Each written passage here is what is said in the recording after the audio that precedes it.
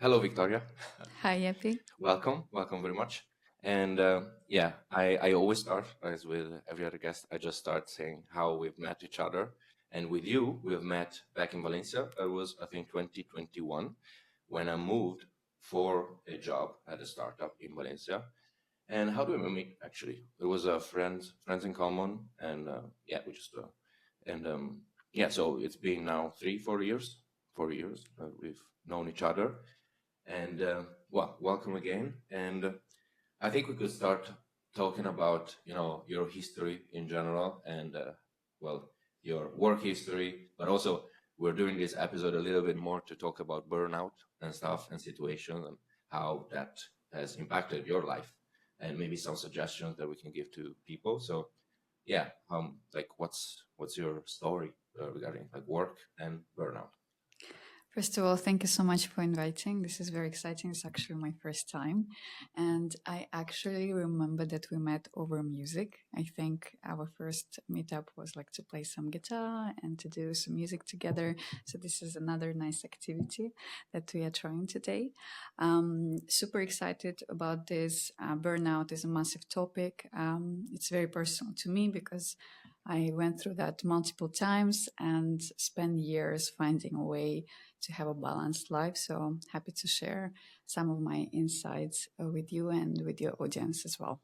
Yeah, what was the when was the first time you experienced some sort of burnout at work? To be honest, it was pretty early in my career. So with my first job, I experienced burnout pretty quickly. So once I graduated from uni, so I started working my last semester at uni, and there was so much to jungle. It was, final examination, dissertation. I had some issues at home, some personal issues, and at the same time, I was working, and it was just a lot going on. And very quickly, in about a year, I started to just feel like my energy levels are going down. I'm not feeling well. And actually, pretty soon, I reached a burnout state where I had to leave my job and I had to go back home. And I felt like a failure. So I felt like, wow, I couldn't do like, I couldn't do well, but I had to take a break. I had to take time to think why this is happening to me. So this is the first time when I've experienced So that. when was that? Which That year? was about more than 10 years ago, I would say. Yeah. So you Yeah. were doing like you were working, but you were also studying at university. I was working, I was studying, and then I graduated and I started working full time. That was in London, actually.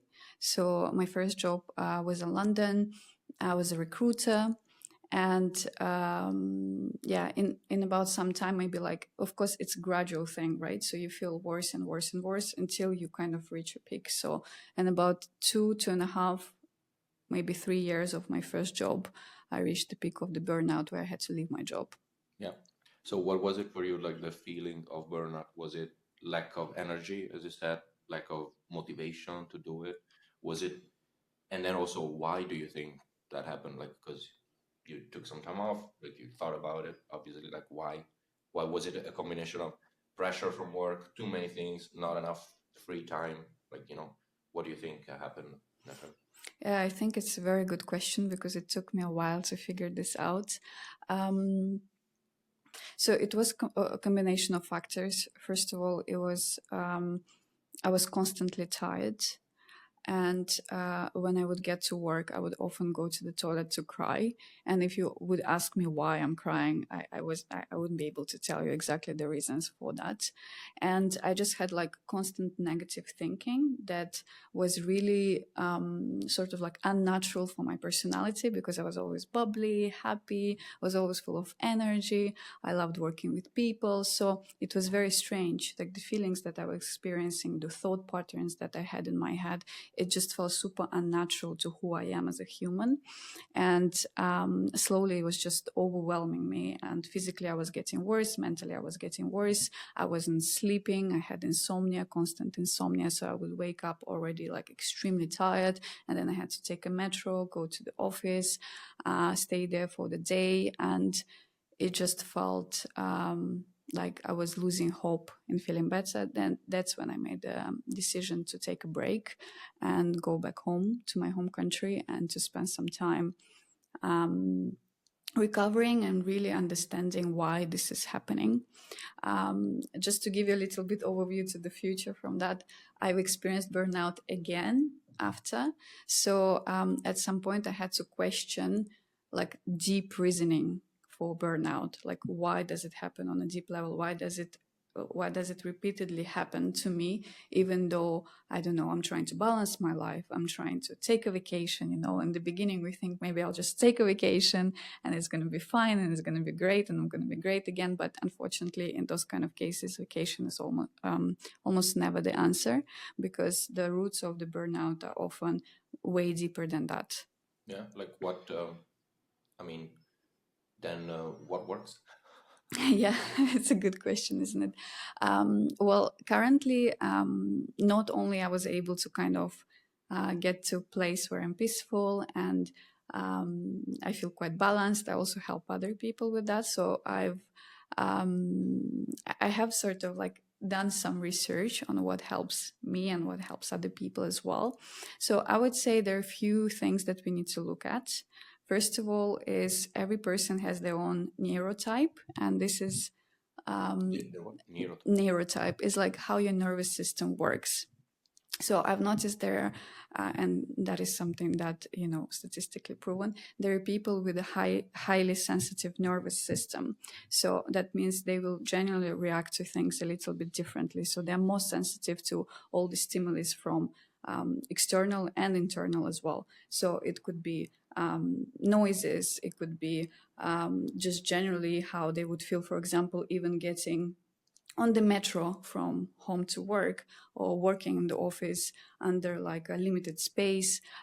So everybody has different neurotype. Somebody really needs to get out of the house and work and meet people. Someone is way better when they stay at home and they're on their own. So first thing first, we have to figure out who are we, what works for us, and what makes us feel good on a daily basis. So for me, I quickly realized I cannot work in the office. So since then, I've been only working remotely. And that has been a big achievement for me in getting that work-life balance. But I have to say, I work with some people that have the opposite neurotype. They have to go outside, they have to meet people, they have to get ready in the morning and go to the office. And if they stay at home, they get depressed and they're not efficient. So again, we have to figure out like individual preferences, how you feel good and how your nervous system works. So this is like first as a base, I would say. Yeah, so the first step is figuring out how much stimulation, like not just from the work itself, but in your environment, you need to stay like stimulated at the right amount, not too much and not too little. Yes, and for example, some people completely fine, even like a simple example, falling asleep with the TV on and having like a background noise, and it calms them. And some people will be very irritated and they won't be able to sleep. And even a simple thing like that, what makes you feel good? What makes your routine good, and how are you most efficient? For example, I am not really efficient in the morning. It's important for me to have flexible hours because I am super efficient from, for example, 11 to 4, and then I'm more efficient in the evening. Some people are not efficient in the evening at all. They are more efficient in the morning. So this is just finding out how you work best, when are you motivated, where you need to take some time off, and sort of integrating this into your daily routine. I would say that would be like a first step. When I work with people as well, that would be the first step, trying to find out what their neurotype is. Yeah. Okay. And then you said also, so this happened multiple times to you, and Yes. you took some time to figure it out. And so, did you figure it out? Why was it happening in the first place? Um, yes, I think. I mean, on top of the right level of stimulations, but was it something about the work? And also, you said that vacations don't work, so why does it happen that we get so stressed like sometimes? Yes, it's a very good question, because I believe, and from what I see and how I feel, is that um, burnout, I'm not really like, when I work with clients, I don't really treat burnout. What I try to figure out is how can a person feel good on a daily basis? We can never remove stress from our life. This is like a utopian scenario where people believe that one day I'll go to take that vacation, and in that moment I will feel good. And they only like think about that. But then once the vacation is over and they have to come back to work, what do we do? Then we start the whole routine again. So it's a lot about habit building on a daily basis to make sure we feel good on a daily basis. And actually, sometimes people come to me, it's like, I have to leave my job maybe, but it's not always about the job, actually. It's a lot about how we react to things. It's a lot about, can we regulate our nervous system or not? And do we have habits that help us live in a stressful environment, and do we have a resistance to it? And that's a lot about how we balance our day-to-day activities and our day-to-day life. And I would say for me, it wasn't the case of like maybe the job itself that was incorrect. But for example, for me being in the office and sitting in a closed space, I still cannot do it. If I would go back now to that kind of environment, I would probably burn out very quickly again. Now working remotely, I have a chance to travel, and this is something that fulfills me, right? And then also like flexible working hours. So again, like slowly, I'm building a life where I have more chances to be me and to express and work in a way that works for me and for my nervous system, but also building resilience to stress, because stress will always be there. I'm working now for one of the fastest startups in the world. So it's extremely fast paced, extremely demanding, and yet I'm able to not get burnout. While as few years ago, I was working in a job that maybe required me 20 hours a week and I was still getting burnout. How crazy that is. Yeah. So actually, we can mention what do you do currently? Yeah, we kind of like dived in right away into the topic. I'm currently a global talent manager at Deel.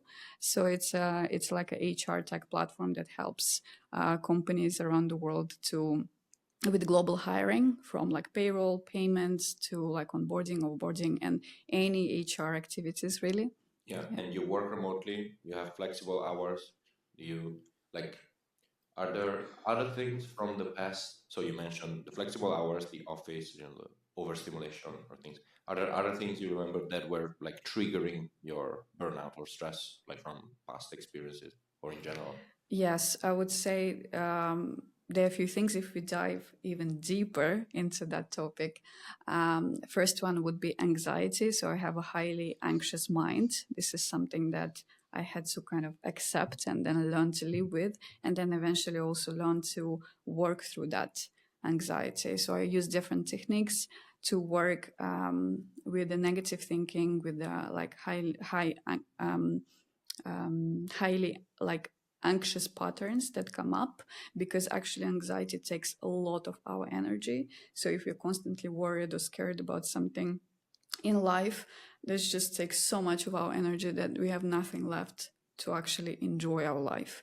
And then I looked even deeper and I realized that highly anxious minds often have like post-traumatic syndromes, or like a trauma sometimes can be connected to the childhood or something you lived through in your family, or through teenagehood. It can be that you receive this trauma in your family, in the society, in school. It could be anything that really affects you, and then it stays inside of you, and then it already creates a certain pattern of thinking. So with my clients, I started, and with myself, I went through that path of going deeper and deeper into all those layers, and removing this past conditioning and allowing myself to have space to enjoy my daily life, without this constant, like, have I achieved enough? Do I need to like next thing, like never allowing myself to stop, because that was the case. I could not allow myself to slow down because I was too scared really to slow down and to just sit still.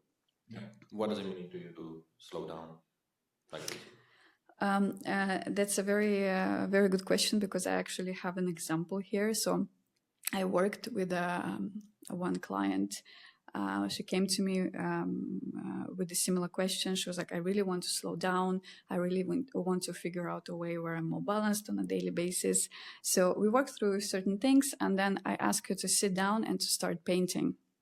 I didn't tell her what the reason of that exercise was, because I wanted to see her reaction to the exercise first. And after about 5 minutes, she told me, I'm not going to do it. And I said, why not? And she said, this is entirely useless. Why would I do this? This is just like, is not, how is it helpful? Painting, you know? And then we had a big discussion with her, and I realized like she has a really hard time just doing something for the purpose of doing it, not because it will make her reach a certain goal, but just doing something for fun, or just doing something not because it's going to be beautiful in the end, or she has to showcase it to somebody and say, look how amazing I am, but just painting for the purpose of painting. So what can help us to slow down on a daily basis is to find activities that help us be what I call it like in the flow state. You're a musician, so I'm sure you will know how that feels when you take a guitar, you start singing, and then my question would be, how long can you sing without starting to question your life? How long can you sing? Like, how deep can you go into the flow state, without being anxious and without being like, I can't play anymore. I have to think about all the 1,000 things that I have to do. My question to you, how long do you think you can do that I for? think I could do it forever. I think I could, like, if I didn't have a life outside, like I need to eat, I need to go to the bathroom, I need to go to work, then I could just spend my life with a guitar in my hand, just listening to myself. Because it feels good, right? Yeah. It feels really good. So we need to find more of these points for ourselves when we feel good and when we can let go. And it shouldn't be like, I'm playing this right now because I want to achieve a goal, or I'm painting because I want to showcase this to other people too, so they know how amazing I am at painting. And I mean, that also has space in our life. But what I'm saying, we should have these moments with ourselves when we can just let go. And sometimes, actually, when I work with clients, even like 3 minutes of that is really tough for them because they're not used to, and it's all about habit building. Because in the beginning, when you start doing it, you're so not used to just feeling pleasure of doing something. You're so focused on constantly achieving something that is just like at this point is about rebuilding your habits and telling yourself it's okay to slow down. It's okay to do something for no reason whatsoever, just because I want to enjoy it. So that would be probably my advice. So Yes. that sounds to me like it's sort of be more present or focusing more in the moment, and instead of taking breaks, like taking a holiday, changing a job, so that doesn't work.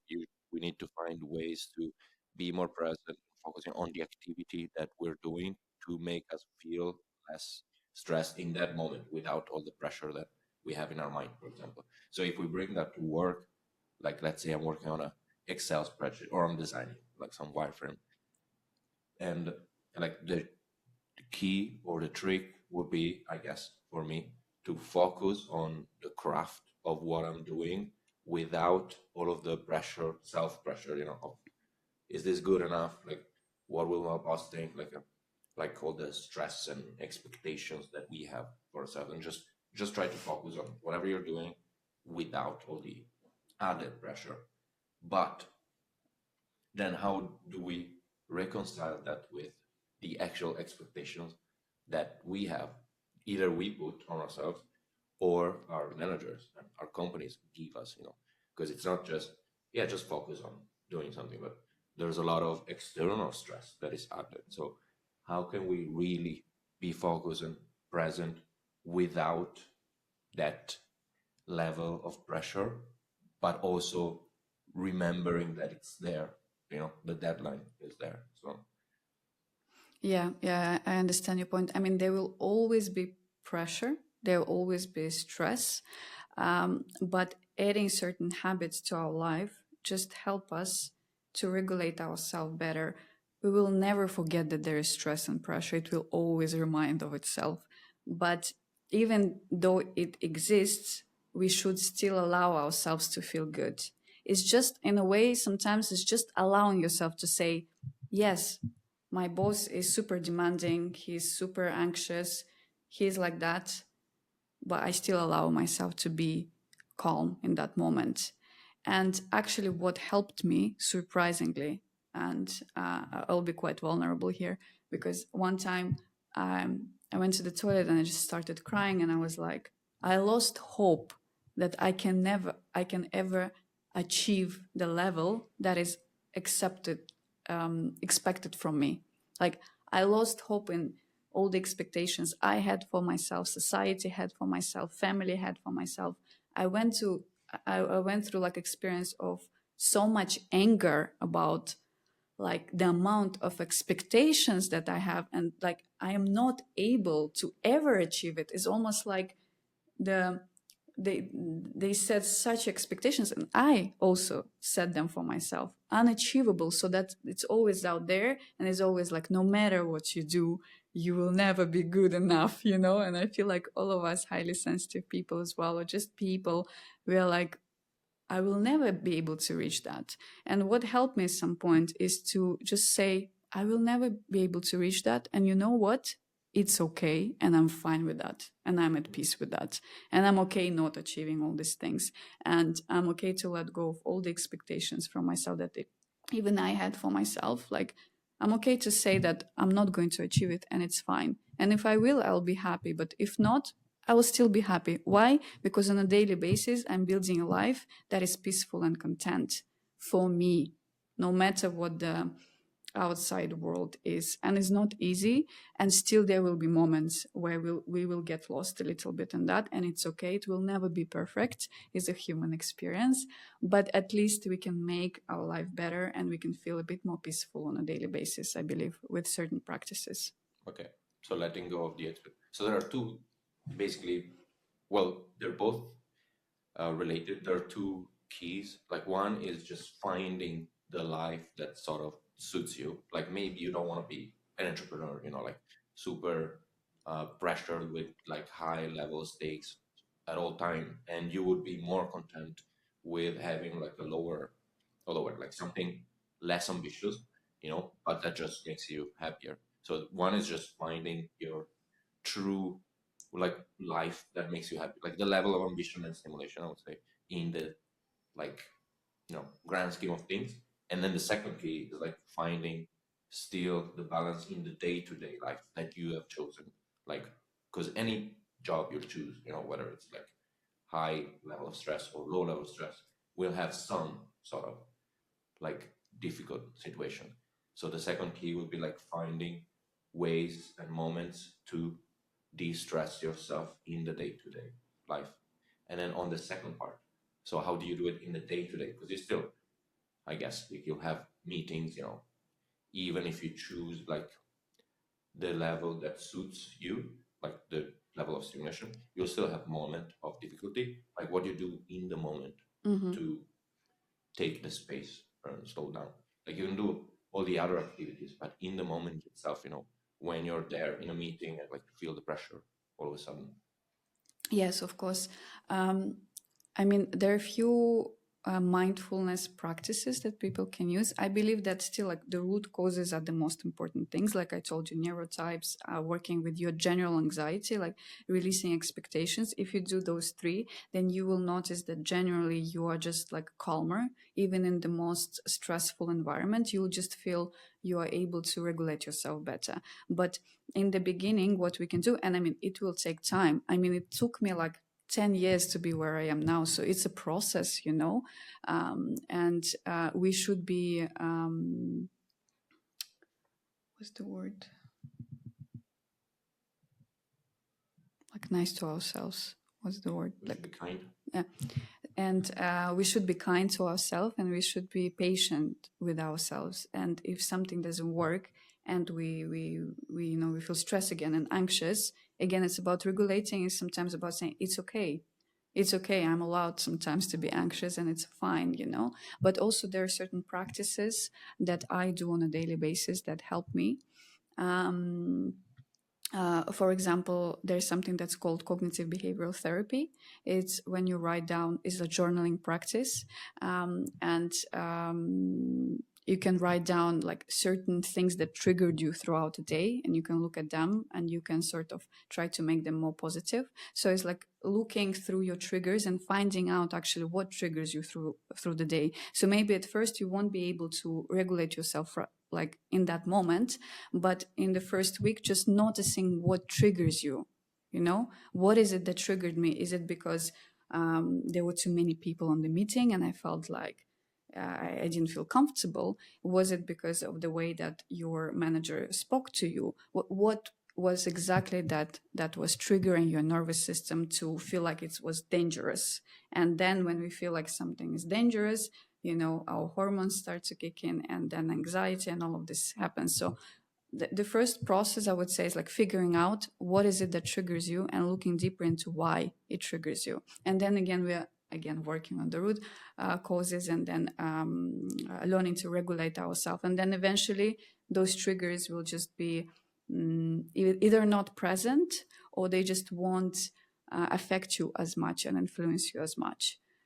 I know maybe you want some kind of like an exercise you can do in the moment that like suddenly you're just anxious free, but I feel like it takes some time, and it takes getting to know yourself, so that you're peaceful through different stages in your life, different periods in your life, and you're able to regulate yourself in every moment. But generally what helps me also is movement. If I'm sitting doing something, I'm feeling stress, I stand up, I move, I shake, I put a song on. Taking again, releasing this expectation, releasing that seriousness about everything, and just being a little bit playful. Sometimes by the end of the day we want to close down, but maybe actually would be good to call a friend and to call a family and just talk about something that's not related to work, like releasing this heaviness from our daily life and bringing a bit more fun to it, pleasure to it, so that it balances out and our nervous system is like, okay, my life is not just about 24/7 achieving something. My life is also about just living it and finding joy in different moments. Okay. Yeah, so actually the first step would be to figure out what triggers you, like all of the triggers that you have on a daily basis. And then perhaps once you get to know yourself, like over time, choosing a life that triggers you a little bit less, Mm. maybe. And then as a not last resort, but as a crutch, you learn how to cope with the triggers that will still inevitably come up. So I guess that's a like a manual for like everyone to sort of work through burnout, like find out like what triggers you exactly and try to cope with that in a moment, but then also try to learn from yourself and over time change your life so that you have less triggers, and you don't have to cope every day 15 times, but you just cope, by taking like some breaks or breathing or move like a few times a week or a few times a month or maybe even never, and just live in bliss. The perfect bliss, yeah. I mean, I think as humans we still need that challenge, and actually like we learn through things that trigger us, and we learn more about ourselves, because I can tell you that each person is triggered very differently. So it's also an interesting journey to find out like what is it that triggers me, and why actually am I so triggered by this specifically. And then by diving deeper into that, I can definitely say that I am more content than I was before I started experiencing burnouts. Why? Because I went through like a process of figuring out more about myself, and it took me to a place where I'm like peaceful on a daily basis. I know myself now, and like those triggers, that they can actually help us to find out who we are, and help us create even a better life, I would say. Yeah, I mean they're it's very cliche, but they are learning opportunities. Yes, exactly. Yeah, so yeah, learn yourself. And yeah, so well, that was very interesting. And like as the last, so let's change the topic a little bit, but just as a one more question, how do you see? Because your job is basically to hire people all over the world, and I see a lot of burnout actually in the whole world, like more and more. I think I don't know what's happening, why since COVID or before, or if something is happening like at a global level. How do you see currently burnout in from your point of view in the global stage of work? You know, how was that like all the layoffs like recently big companies? How do you see the impact on the market? Because you deal with a lot of candidates every day, so you see people and maybe they've taken a break or maybe they're going through the same. And how do you see it impacting? And also, how do you see in general the market going? Because again, like there's been a moment where it was very difficult, like for people to go back into work, especially after a period of burnout. Yeah, how do you see like from the other perspective? Because you are hiring people, so you get a lot of exposure to different situations. Yeah, I would definitely agree with you that I see a lot more people burning out, having like high anxiety on a daily basis, and also a lot of people like struggling to go back to the office. Maybe a lot of highly sensitive people finally had a chance to like build their own routine that worked for them, or not even highly sensitive people, people who just have families or disabilities. They had finally had a chance to feel a bit more free in how they work. And now a lot of organizations are pushing people back to the office, and I think that creates a lot of like pressure. And generally speaking, if you look at everything that's happening in the world for the last few years, I think it's like a massive trauma for everyone to go through. It's like we have to keep up not only with our lives, but also like with everything that's happening to us, and we cannot control it at all. So that's like a extra layer of stress, extra layer of uncertainty that we have to process and find a way to be peaceful in that. And that's not easy at all. And I feel like on one hand a lot more people started to find out what works for them rather than having a one way fits all. And that is good. That I think like COVID gave us this gift to explore other ways of working potentially.